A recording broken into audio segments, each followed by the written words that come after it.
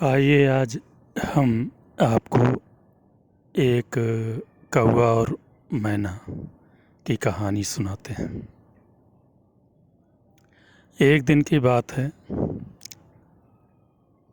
शाम हो चला था। बादल घिर आए थे, बादलों की गड़गड़ाहट हो रही थी। लगता था कि आंधी पानी ओला बरसने वाला है, आने वाली है आंधी। अंधेरा हो चुका था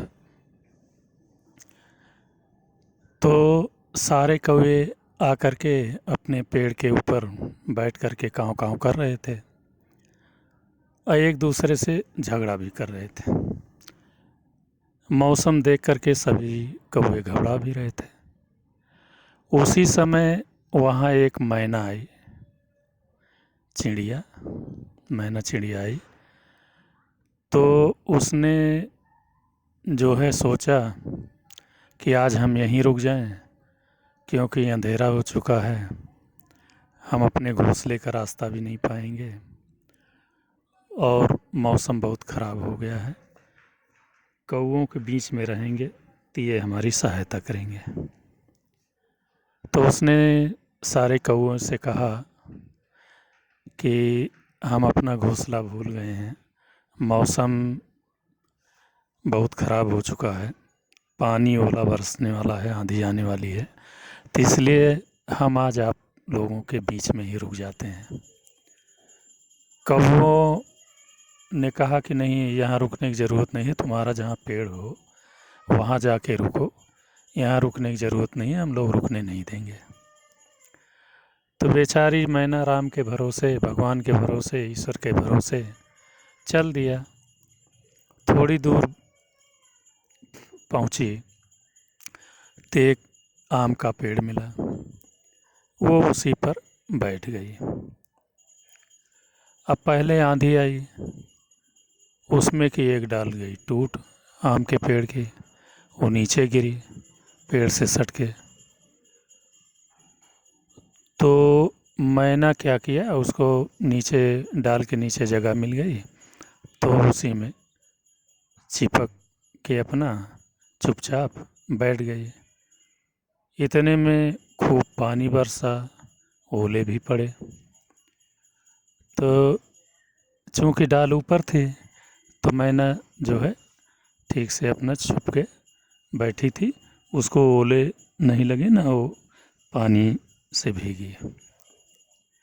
इधर देखिए कौवों की क्या हालत है। उनके ऊपर खूब पहले तो आंधी आई, फिर पानी बरसा, फिर ओले पड़े। अब उसमें आधे कौवे घायल हो गए, कुछ कौवे जो है भीग गए और सब परेशान हो गए, काँव काँव करने लगे। अब कुछ तो घायल होकर नीचे ज़मीन पर गिर पड़े। अब कौवे बहुत परेशान हुए। फिर आंधी पानी ओला बंद हुआ, सुबह धूप हुई, चमकती हुई धूप, बढ़िया मौसम हुआ। तो उसके बाद मैना जो है उधर आम के पेड़ से आई और देखा कि कौवे सब घायल पड़े हैं। कौवे जो सचेत थे वो अपना भाई सब रो रहे थे और कुछ घायलों को अपना वो कर रहे थे। तब तक मैना पहुँची तो कही कि क्या हुआ। तो कहे मैना बहन, तुम तो उड़ के आ रही हो, हम लोग चल नहीं पा रहे हैं, तुम कहाँ थे। हम लोग तो ओले भर से पानी गिरा, खूब जो है घायल हो गए। तो उसने बताया कि हम आम के पेड़ के नीचे थे, डाली टूट गई, अपना ज़मीन पर गिरी, पेड़ से सट के उसके नीचे जो है छिप के रहे, तो हम तो सुरक्षित हैं।